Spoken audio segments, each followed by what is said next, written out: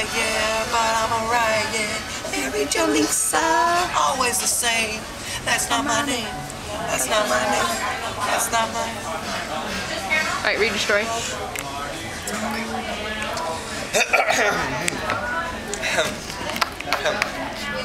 Read it kind of fast. Why so fast? Why so serious? Why so serious? I Am a Mole by Gordon Dioxide. There was once a hole that had a mole living in it. He didn't have a name because moles don't usually bother with that sort of thing. He was very happy though, and used to go around singing a little rhyme. I am a mole and I live in a hole. He had lots of friends who lived on the nearby farm. One day, the local tiger heard him singing the rhyme and very much enjoyed it. So the tiger, whose name was Barry, made up his own version, which went like this. I am a tiger and I live in a liger. When you think about it, this was a bit silly because there is no such thing as a liger, and he certainly didn't live in one.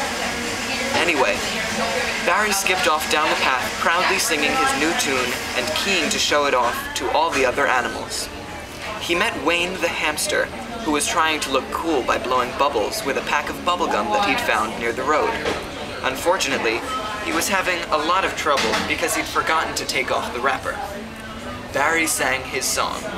I am a tiger and I live in a liger. And Wayne thought it was brilliant. It immediately set Wayne thinking, and within half an hour he'd come up with his own version. I am a hamster and I live in a camster. Have you ever heard of a camster?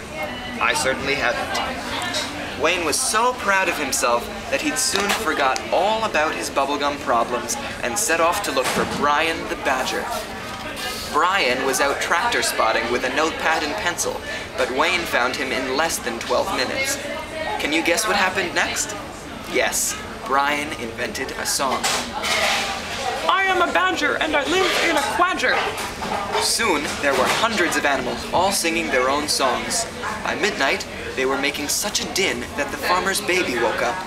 The baby was furious, so he climbed out of his cot and went outside to see what was going on. When he saw all the animals singing such ridiculous songs, he couldn't help laughing. In fact, he laughed so much that he fell over into a big bowl of gravy, which made him laugh even more. Soon he was singing, I am a baby and I live in some gravy. Eventually, Barry the tiger, Wayne the hamster, Brian the badger, the mole that didn't have a name, the farmer's baby, and all the other animals got so tired that they all fell fast asleep in the middle of the field. And the gravy. This was a great relief to all the people in the nearby village that had been kept awake by the terrible noise. The mole that didn't have a name woke up early the next morning and drove to the shop to get some milk. It's quite unusual to see a mole that can drive because most of them fail their driving test due to poor eyesight. In the shop, he met Kylie the hedgehog, who was buying some toothpaste to clean her spikes. Suddenly, there was a loud rumbling noise and the shop started to shake. Earthquake! Earthquake! Shouted the shopkeeper. We're all doomed! No, wait a minute. It's just a plane flying overhead. They all went outside and were amazed to see a big jumbo jet landing in the cow field opposite. A door opened on the side of the plane, so the mole that didn't have a name, Kylie the hedgehog, the shopper whose name I can't remember, and a couple of cows climbed on board. There were 17 cats inside, and they told the mole that they were flying to Italy for a holiday, and the plane had stopped for a rest. Great, said the mole, we'll come with you. And they did. I smell cinnamon. So do I. Oh my god, it smells so good. Continue. They flew to a place called Venice, which was very wet because Sharon was there. Hey! I mean, very wet because of all the water in the streets. Screw you. This is no place for a mole, said the mole. Where am I going to dig a hole? And as you can imagine, it was no place for a hedgehog either, or a couple of cows, or a shopkeeper that couldn't swim. After walking around for a few seconds, they went into a pizza restaurant to get some steak and kidney pie. One of the cows had a cold and kept sneezing over the table, which was a bit horrid. They each had 4 puddings. A chocolate eclair, a jam donut, some ice cream, and a toffee cake. Kylie mixed all hers together, but when the cow sneezed on it, and she didn't feel hungry anymore. At 2:10, they left the restaurant, but forgot to pay the waiter. The waiter chased them down the street but tripped over and cut his leg on one of Kylie's spikes. The mole bandaged it up and paid him the money. Then the waiter told him that he was fed up with working in the restaurant and asked if he could join the animals on their adventure. So there they were in the middle of Venice, a mole that didn't have a name, Kylie the hedgehog, a shopkeeper, a cow with a cold, a cow without a cold, and a waiter called Luigi.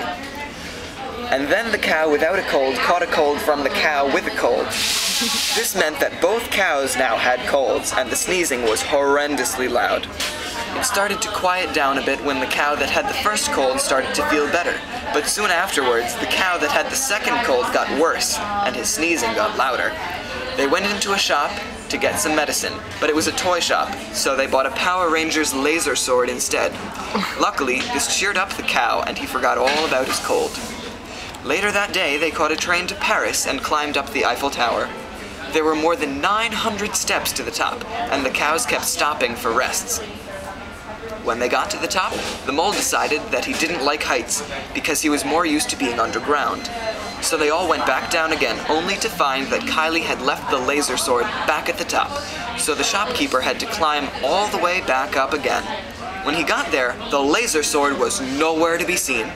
This was because Kylie had actually left it on the platform at Venice railway station. They were all starting to get a bit tired, so they checked into a hotel and went straight to bed. The next morning, they found that a curious thing had happened during the night. Their hotel had been moved from the middle of Paris to a place called Pisa in Italy. This, of course, was completely untrue. They had checked their train timetable properly. They would have realized that the train took them from Venice to Pisa, and they had never been anywhere near Paris. The tower they climbed up wasn't the Eiffel one, but the Leaning Tower of Pisa. However, they were sure that the hotel had been moved and were very angry with the hotel manager. He didn't know what they were talking about, but in order to get a bit of peace and quiet, he agreed to move the hotel back to Paris. So a big lorry arrived and pulled the hotel all the way to Paris. Some of the hotel guests were slightly annoyed as they had been enjoying their holiday in Pisa. The animals weren't very keen on Paris because the streets were too clean, so they decided to hire a car and drive back to Pisa. Unfortunately, they didn't know the way and headed north instead of south.